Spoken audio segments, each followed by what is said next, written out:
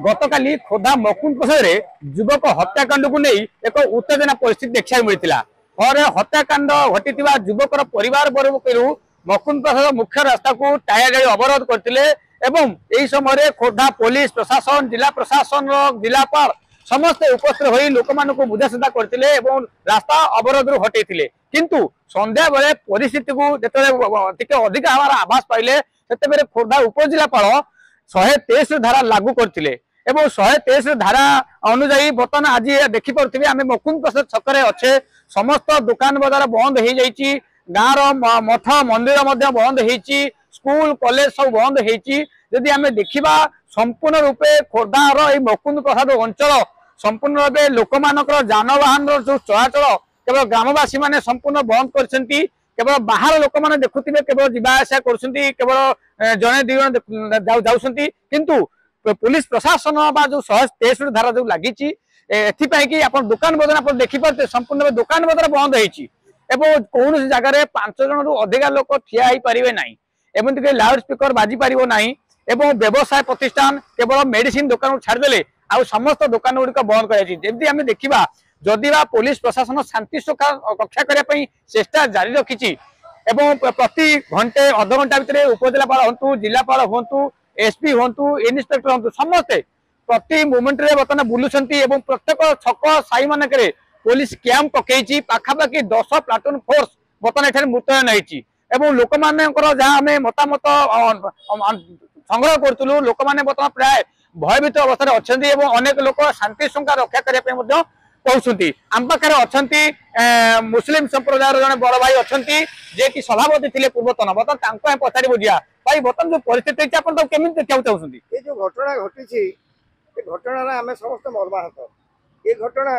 जे भली पुनरावृत्ति न हो तेणु आम प्रशासन को हाथ जोड़ी विनम्र अनुरोध करुचु प्रशासन तुरंत पदक्षेप नहीं ये विषय शांति कमिटी डकई जो तुरंत पदक्षेप विहित पदक्षेप ग्रहण करते ये आमर निवेदन तेरे जहाँ कहते केवल शांति कमिटी जिला प्रशासन डाकू एवं जो भाईचारा सहर जो खोर्धार मकुंद प्रसाद एमती भाईचारा संपर्क आगु को बजाय शांति कमिटी प्रतिष्ठा करने अत्यंत जरूरी हो पड़ी जदि आम देखा जिला प्रशासन जदि चेष्टा जारी रखी आम शांति रक्षा करने तथापि ये धारा निश्चित भाव आज संध्या सुधा निश्चित भाव बलवत्तर बर्तमान जहाँ उपजिलापाल कहते बर्तमान शांति प्रतिष्ठा करने बर्तमान सब प्रकार प्रयास जारी रही पुलिस प्रशासन इन्वेस्टिगेशन चलती जो मैंने दोषी अच्छा से विरोध में दृढ़ कार्यानुष्ठान ग्रहण करने सब प्रकार प्रस्तुति सरी जाइए तेणु आम देखा आगामी समय जमी यथाशीघ्र यही मुकुंद प्रसाद सहर में शांति बजाय रहू एवं पूर्व परंपरा जो भाईचारा सहर प्रतिष्ठा रहू ये समस्त लोक मैंने ग्रामर सभापति चाहते नहीं आमर बर्तमान सिचुएसन नॉर्मल अच्छे तो प्रशासन तरफ आडिक्वेट पुलिस फोर्स पाखापाखि 10 प्लाटून फोर्स मुतयन होती आम सब छक जगार सब पुलिस मुतयन होती आमर DNSS 163 धारा अनुसार प्रोहिबिटिव ऑर्डर इश्यू हो जाइए तो बर्तमान बलवत्तर अच्छे तो तेणुक ओवरऑल सिचुएसन बर्तमान जगह नॉर्मल नहीं बर्तमान सारा इन्वेस्टिगेशन चली आम प्रथम लोक अनुरोध करुँ आप समस्त शांति श्रृंखला बजाय रखु जिला प्रशासन पुलिस प्रशासन को से दिगरे साहाय्य करूँ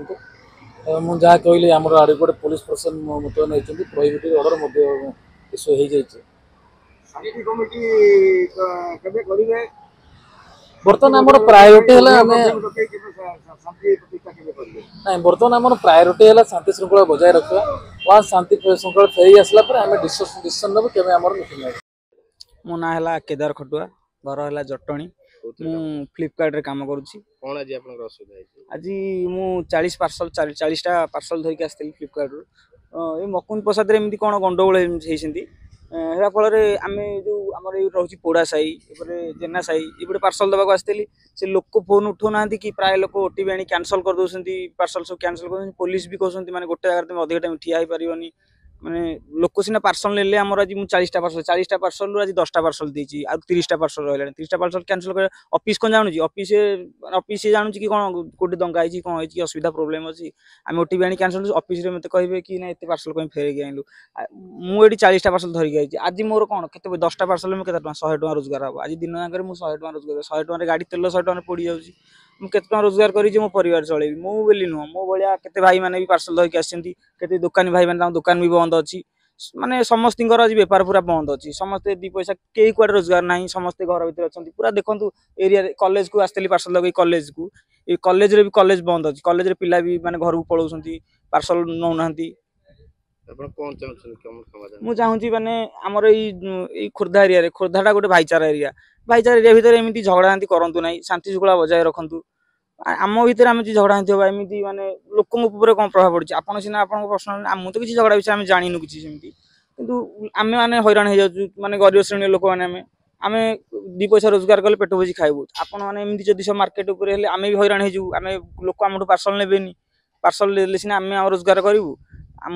ଦୋକାନ ବାଡ଼ି ସବୁ ବନ୍ଦ ଅଛି କେମିତି କ'ଣ କରିବୁ ସେଥିଲାଗି ଆମର ଗୋଟେ ଅସୁବିଧା ହେଇଯାଉଛି ଆଉ ପ୍ରାୟତଃ ଗାଁ ଭିତରକୁ ମୁଖ୍ୟ ରାସ୍ତା ଗୁଡ଼ାକ ସବୁ ବ୍ଲକ୍ କରାହେଇଛି ଖାଲି ମେନ୍ ରୋଡ଼ ଗୁଡ଼ାକ ଛଡ଼ା ହେଇଛି ତ ବର୍ତ୍ତମାନ ପିଲାମାନଙ୍କର ପାଠପଢ଼ା ବାଧାପ୍ରାପ୍ତ ହୋଇଯାଇଛି ବେପାର ବାଣିଜ୍ୟ ଏସବୁ ବନ୍ଦ ହୋଇଛି ପ୍ରାୟତଃ ମକୁନ୍ଦ ପ୍ରସାଦ ଗାଁରେ ଏ ଗୋଟେ ଭାଇଚାରାର ଗାଁ ସମସ୍ତେ ଆଜି କିନ୍ତୁ ଏଇ ଦୁଇ ଜଣଙ୍କ ସକାଶେ ଯୁବକଙ୍କ ସକାଶେ ଆଜି ଆତଙ୍କ ଭିତରେ ରହିଅଛନ୍ତି ହଠାତ୍ କ'ଣ କେତେବେଳେ ଘଟି ଯାଇପାରେ କିଛି କୁହାଯାଇ ନପାରେ ଆଜି ଗୋଟେ ସବୁଠୁ ବହୁତ ଭଲ ଦିନ ଜନ୍ମାଷ୍ଟମୀ କିନ୍ତୁ ଗାଁରେ ଜନ୍ମାଷ୍ଟମୀର ମହଲ ଦେଖିବାକୁ ମିଳୁନାହିଁ ସମସ୍ତେ ଭୟାବହ ଭିତରେ ରହୁଛନ୍ତି ତ ଆମେ ପ୍ରଶାସନ ପାଖରେ ଏତିକି ଆମର ଗୁହାରି ରହିବ ତ ଯଥାଶୀଘ୍ର ଶାନ୍ତି କମିଟି କିଛି ବয়োଜ୍ୟେଷ୍ଠ ଲୋକଙ୍କୁ ନେଇ ଦ୍ୱିପାକ୍ଷିକ ବয়োଜ୍ୟେଷ୍ଠ ଲୋକଙ୍କୁ ନେଇ ଗଠନ କରାଯାଉ ପ୍ରଶାସନ ମଧ୍ୟ ତା ସହିତ ରହୁ ଆର ଗୋଟେ ସ୍ଥାୟୀ ସମାଧାନ ଅଣାଯାଉ ଖୋର୍ଦ୍ଧାରୁ ଗୋପାଳ କୃଷ୍ଣ ପ୍ରଧାନଙ୍କ ରିପୋର୍ଟ ପ୍ରତିଦିନ ଟିଭି।